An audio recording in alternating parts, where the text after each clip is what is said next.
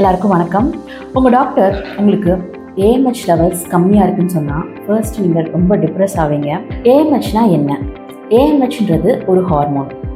உங்கள் ஓவரீஸில் இருக்க சின்ன ஃபாலிக்கிள்ஸ், அதாவது டார்மண்ட்டாக இருக்க ஃபாலிக்கிள்ஸ் ப்ரொடியூஸ் பண்ணுற ஹார்மோன் தான் இந்த ஏஎம்ஹெச். இப்போது இந்த ஏஎம்ஹெச் எதனாலலாம் கம்மியாகுதுன்னு பார்த்தோம்னா, ஃபர்ஸ்ட் முக்கியமான ரீசன் ஏஜ். லோ ஏஎம்ஹெச் இருக்க பொண்ணுங்க கன்சீவ் ஆக முடியுமா? நீங்கள் லோ ஏஎம்ஹெச்சோட கன்சீவ் ஆகிறதுக்கான 5 யூஸ்ஃபுல் டிப்ஸ் நான் சொல்கிறேன். உங்கள் டாக்டர் உங்களுக்கு ஏஎம்ஹெச் லெவல்ஸ் கம்மியாக இருக்குன்னு சொன்னால் ஃபர்ஸ்ட் நீங்கள் ரொம்ப டிப்ரெஸ் ஆவீங்க. உங்களுக்குள்ள நிறைய கொஷின்ஸ் இருக்கும். இந்த ஏஎம்ஹெச் லெவல்ஸோடு நம்ம கன்சீவ் ஆக முடியுமா? நேச்சுரலாக கன்சீவ் ஆக முடியுமா? இல்லை ஐவிஎஃப் மாதிரி பெரிய ட்ரீட்மெண்ட்ஸ் தேவைப்படுமா? இல்லை இந்த ஏஎம்ஹெச் லெவல்ஸை நம்ம எப்படி இம்ப்ரூவ் பண்ணலாம்? இந்த மாதிரி நிறைய கேள்விகள் வரும். அதெல்லாம் கிளாரிஃபை பண்ணுறதுக்காக தான் இந்த வீடியோ. வணக்கம், நான் டாக்டர் பிந்தியா, மகப்பேறு மற்றும் கருத்தத்தல் மருத்துவர், அன்பு மருத்துவமனை கருத்தத்தல் மையம், பழனி. ஏஎம்ஹெச்னா என்ன? ஏஎம்ஹெச்ன்றது ஒரு ஹார்மோன். உங்கள் ஓவரீஸில் இருக்க சின்ன ஃபாலிக்கிள்ஸ், அதாவது டார்மண்ட்டாக இருக்க ஃபாலிக்கிள்ஸ் ப்ரொடியூஸ் பண்ணுற ஹார்மோன் தான் இந்த ஏஎம்ஹெச். இப்போது இந்த follicles are nothing but egg containing cells. So இந்த ஏஎம்ஹெச் லெவல்ஸ் உங்கள் ஓவரீஸில் எவ்வளோ எக் மீதி இருக்கோ அந்த லெவல்ஸ் தான் இந்த ஏஎம்ஹெச் லெவல்ஸ் குறிக்கும். இப்போது பார்த்தீங்கன்னா இந்த ஏஎம்ஹெச் லெவல்ஸ் வந்து மோஸ்ட் ஆஃப் த டைம் உங்கள் ஓவரீஸில் எவ்வளோ எக்கோட நம்பர்ஸை தான் நம்மளுக்கு சுட்டி காட்டுமே தவிர எக்கோட குவாலிட்டி வந்து நம்ம இந்த ஏஎம்ஹெச் மூலமாக கிளியராக நம்ம அசஸ் பண்ண முடியாது. ஸோ அதனால தான் சில சமயம் லோ ஏஎம்ஹெச் இருக்கவங்க கூட சில சமயம் ஈஸியாக கன்சீவ் ஆகிடுவாங்க. வேறஸ் சில சமயம் நார்மல் ஏஎம்ஹெச் இருக்கவங்க கூட கன்சீவ் ஆக கஷ்டப்படுவாங்க. லோ ஏஎம்ஹெச்னா என்ன? அட் எனி ஏஜ் உங்களோட ஏஎம்ஹெச் லெவல்ஸ் 2லேருந்து 4 நானோகிராம் பர் டெசிலிட்டர் இருக்கணும். உங்களுக்கு ஏஎம்ஹெச் லெவல்ஸ் <2 இருக்குன்னா இட்ஸ் லோ. இப்போ அதே ஏஎம்ஹெச் உங்களுக்கு மோர் தென் 4 இருக்குன்னா உங்களுக்கு வந்து பாலிசிஸ்டிக் ஓவரிஸ் இருக்குன்னு அர்த்தம். இதே ஏஎம்ஹெச் மோர் தென் 7, 8லாம் இருக்குன்னா உங்களுக்கு சிவியர் பாலிசிஸ்டிக் ஓவரிஸ் இருக்குன்னு அர்த்தம். இப்போது இந்த ஏஎம்ஹெச் எதனாலலாம் கம்மியாகுதுன்னு பார்த்தோம்னா, ஃபர்ஸ்ட் முக்கியமான ரீசன் ஏஜ். நம்ம இந்தியன் உமனுக்கு 32 இயர்ஸ்க்கு மேலே ஏஎம்ஹெச் லெவல்ஸ் கொஞ்சம் கொஞ்சமாக குறைய ஆரம்பிக்கும். அப்புறம் உங்களுக்கு ஜெனட்டிக் ரீசன்ஸ்னால கூட குறையலாம். உங்களுக்கு எண்டோமெட்ரியோசிஸ் இல்லைனா வந்து பெல்விக் இன்ஃபெக்ஷன்ஸ் அந்த மாதிரி ஏதாச்சும் கண்டிஷன்ஸ் இருந்தாலும் ஏஎம்ஹெச் குறையும். அப்புறம் உங்கள் ஓவரீஸில் ஏதாச்சும் சர்ஜரி பண்ணியிருந்தீங்கனாலும் ஏஎம்ஹெச் கம்மியாக இருக்கலாம். அப்புறம் முக்கியமாக ஆட்டோஇம்யூன் கண்டிஷன்ஸ், அதாவது ஆட்டோஇம்யூன் தைராய்டு ப்ராப்ளம், அந்த மாதிரி ஏதாச்சும் ப்ராப்ளம் இருந்துச்சுன்னா அந்த ஆன்டிபாடிஸ் ஓவரியும் அட்டாக் பண்ணும். ஸோ அதனால கூட உங்களோட ஏஎம்ஹெச் கம்மியாக இருக்கும். லோ ஏஎம்ஹெச் இருக்க பொண்ணுங்க கன்சீவ் ஆக முடியுமா? லோ ஏஎம்ஹெச் இருக்க பொண்ணுங்க நிறைய டைம் கன்சீவ் ஆக முடியும், பட் கரெக்ட் ட்ரீட்மெண்ட் மூலமாக தான். இப்போ ஃபார் எக்ஸாம்பிள் உங்களோட ஏஜ் <33 இருக்குது, உங்களோட ஹஸ்பண்டோட செமினல்சஸ் ரொம்ப நல்லா இருக்குது, உங்களுக்கு வேறு எந்த ப்ராப்ளம்ஸும் இல்லைன்னா ரைட் சப்ளிமெண்ட்ஸ் மூலமாக நீங்கள் ஒரு 3 to 6 months நேச்சுரலாகவே ட்ரை பண்ணலாம். அதுலேயே நிறைய பேர் கன்சீவ் ஆவாங்க.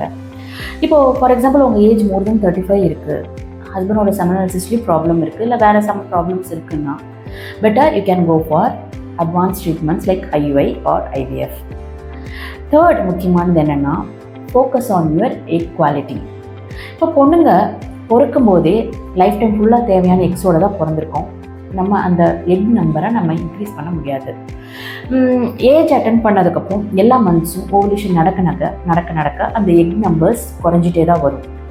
அதே மாதிரி ஒரு பர்டிகுலர் ஏஜ் மேலே ஏஎம்ஹெச் லெவல்ஸ் கம்மியாகிட்டே தான் வரும். இந்த ஏஎம்ஹெச் லெவல்ஸை இன்க்ரீஸ் பண்ணுறதுங்கிறது கொஞ்சம் கஷ்டமானது. ஸோ லோ ஏஎம்ஹெச்சோட ப்ரெக்னன்சி அச்சீவ் பண்ணோன்னா எக்கோட குவாலிட்டியில் தான் நம்ம ஃபோக்கஸ் பண்ணணும். நீங்கள் லோ ஏஎம்ஹெச்சோட கன்சீவ் ஆகிறதுக்கான 5 யூஸ்ஃபுல் டிப்ஸ் நான் சொல்கிறேன். First, healthy diet. நீங்கள் ஒரு ப்ரோட்டீன் ரிச் ஃபுட் எடுத்துக்கணும். ஃபார் எக்ஸாம்பிள் கருப்பு எள், உளுந்து, முளைக்கட்டின பாசிப்பயிறு, ஹோல் எக், இதெல்லாம் உங்கள் எக் ஹெல்த்தை இம்ப்ரூவ் பண்ணும். அடுத்து சீட் கண்டெய்னிங் ஃப்ரூட்ஸ் அண்ட் வெஜிடபிள்ஸும் உங்கள் எக்குக்கு நல்லது. எக்ஸாம்பிள் பார்த்தோன்னா அத்திப்பழம், பொமிகிரானட், அப்புறம் பப்பாயா, அப்புறம் முருங்கை விதை. ஸோ இதெல்லாம் வந்து உங்கள் egg health. Next, maintain ideal body weight. உங்கள் பாடி வெயிட்டை கரெக்டாக நீங்கள் வச்சுருங்க. ஏன்னா உங்கள் பாடி வெயிட் நார்மலாக இருந்தாவே உங்கள் ஹார்மோன்ஸ்லாம் ஒரு நார்மல் லெவல்ஸில் இருக்கும். ஸோ அதுவும் உங்கள் ஃபெர்டிலிட்டிக்கு நல்லது. தேர்ட், ஒரு அடிக்குவேட் ஸ்லீப். நீங்கள் நைட் டைம் ஒரு adequate sleep of 8 to 10 hours எடுத்துக்கிறது நல்லது. ஏன்னா நீங்கள் நல்லா தூங்கினா தான் உங்களுக்கு இந்த நைட்டு இந்த க்ரோத் ஹார்மோன்ற இந்த ரிப்பேர் ஹார்மோன்ஸ்லாம் அந்த நைட்டு தான் சுரக்கும். ஸோ இந்த ஹார்மோன் நாங்கள் ஐவிஎஃப்பில் யூஸ் பண்ணுற one of the costliest hormone is growth hormone. இது வந்து உங்கள் எக் குவாலிட்டி இம்ப்ரூவ் பண்ணுறதுக்காக நாங்கள் யூஸ் பண்ணுவோம். இது வந்து நீங்கள் நல்லா தூங்குனீங்கன்னா நைட்டு உங்கள் பாடியில் நேச்சுரலாகவே சுரக்கும். 4th, avoid cosmetics and plastic food containers. இப்போ வந்து நீங்கள் யூஸ் பண்ணுற காஸ்மெட்டிக்ஸில் எஸ்பெஷலி ஸ்மெல் கண்டெய்னிங் காஸ்மெட்டிக்ஸ், அதாவது பர்ஃப்யூம்ஸ், நெயில் பாலிஷ், இதில் எல்லாம் வந்து EDCன்ற ஒரு கெமிக்கல் இருக்குது. அதாவது நாங்கள் எண்டோக்ரைன் டிஸ்ரப்டிங் கெமிக்கல்ஸ்னு சொல்லுவோம். ஸோ இதெல்லாம் வந்து கிளியராக அனிமல் ஸ்டடீஸில் ப்ரூவ் ஆகிருக்கு. இதெல்லாம் வந்து எக் ஹெல்த்துக்கு நல்லதில்லைன்னு கிளியராக ப்ரூவ் ஆகிருக்கு. அதே மாதிரி நீங்கள் ஃபுட்ஸை பிளாஸ்டிக் கண்டெய்னர்ஸில், எஸ்பெஷலி ஹாட் ஃபுட்ஸ் பிளாஸ்டிக் கண்டெய்னர்ஸில் எடுத்துட்டிங்கன்னா அந்த பிளாஸ்டிக்ஸில் இருந்து இருக்க மைக்ரோ பிளாஸ்டிக்ஸ் உங்கள் பாடிக்குள்ளே போகும். So it's one of the important endocrine disruptor.